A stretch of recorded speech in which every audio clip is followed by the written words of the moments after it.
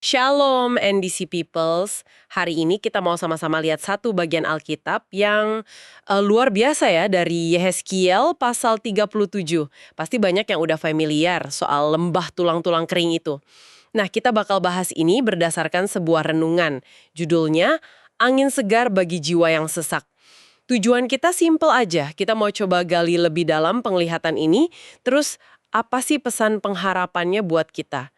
Khususnya mungkin buat Anda yang lagi ngerasa capek atau ya kering gitu secara rohani. Siap ya, kita bedah bareng. Coba deh kita bayangin dulu situasinya. Yehezkiel dibawa Tuhan ke sebuah lembah.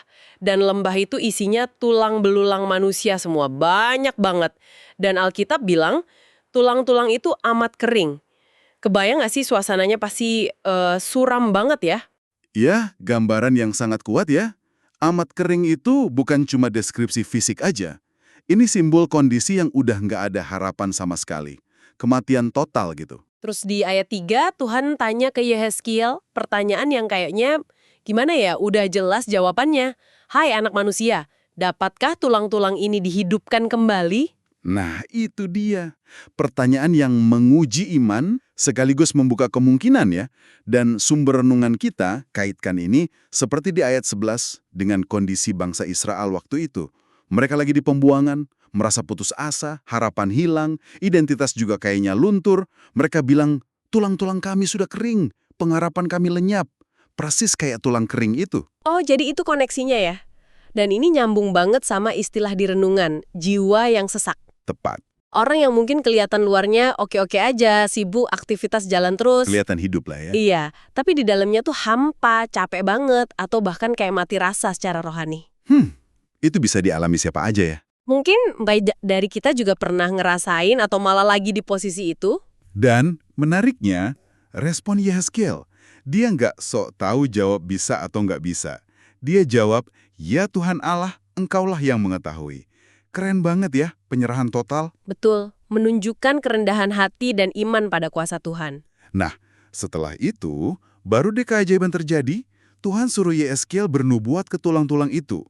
Dan ayat 78 cerita, tiba-tiba ada suara derak, gemuruh gitu, tulang-tulang mulai nyambung satu sama lain. Wow, Terus muncul urat, muncul daging, terus kulit nutupin semuanya. Jadi bentuk tubuh manusia utuh. luar biasa ya prosesnya ya. Tapi ada satu catatan penting di akhir ayat 8 kan? Iya betul. Dikatakan, tetapi nafas hidup tidak ada di dalam mereka. Nah, itu dia kuncinya. Udah ada bentuk, tapi belum ada isi, belum ada nyawa. Jadi kayak robot gitu ya, bentuknya ada tapi nggak hidup. Bisa dibilang gitu. Ini nunjukin kalau pemulihan fisik atau struktur luar aja itu nggak cukup. Kehidupan yang sejati itu datangi dari Tuhan. Makanya ada perintah kedua dari Tuhan. Perintah kedua, Iya, di ayat 9. Tuhan suruh Yehezkiel bernubuat lagi, tapi kali ini bukan ke tulang, tapi ke nafas hidup.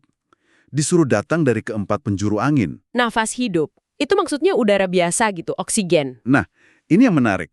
Kata Ibrani yang dipakai di sini itu ruah. Ruah ini artinya kaya banget. Bisa angin, bisa nafas, tapi juga bisa berarti roh. Roh Allah. Wah, jadi bukan sekedar nafas biologis ya. Betul, ini lebih dalam dari itu.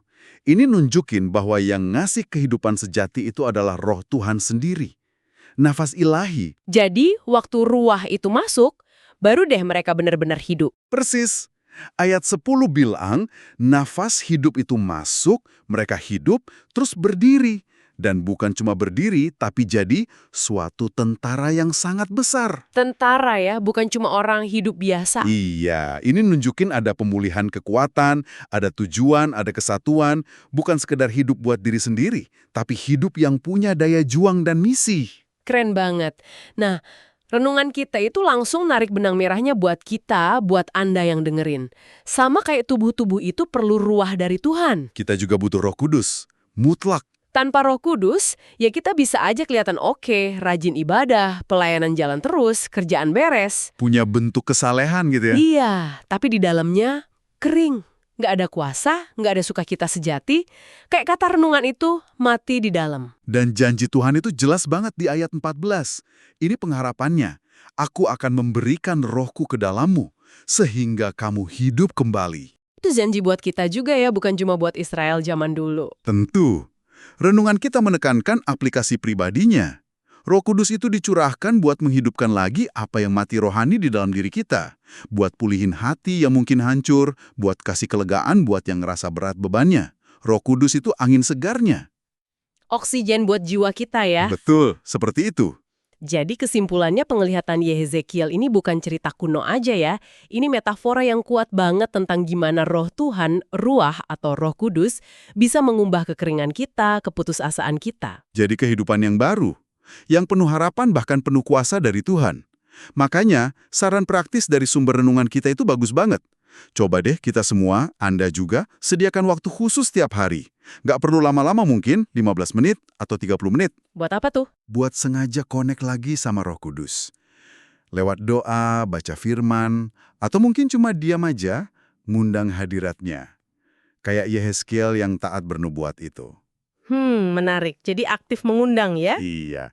Dan ini bawa kita ke pertanyaan refleksi buat Anda semua. Kira-kira perubahan apa ya yang bisa terjadi kalau Anda konsisten tiap hari ngundang angin segar Roh Kudus ini masuk ke lembah pribadi Anda? Bagi NDC Peoples yang mau bergabung dengan KOR, silakan download aplikasinya. Terima kasih, Tuhan Yesus memberkati.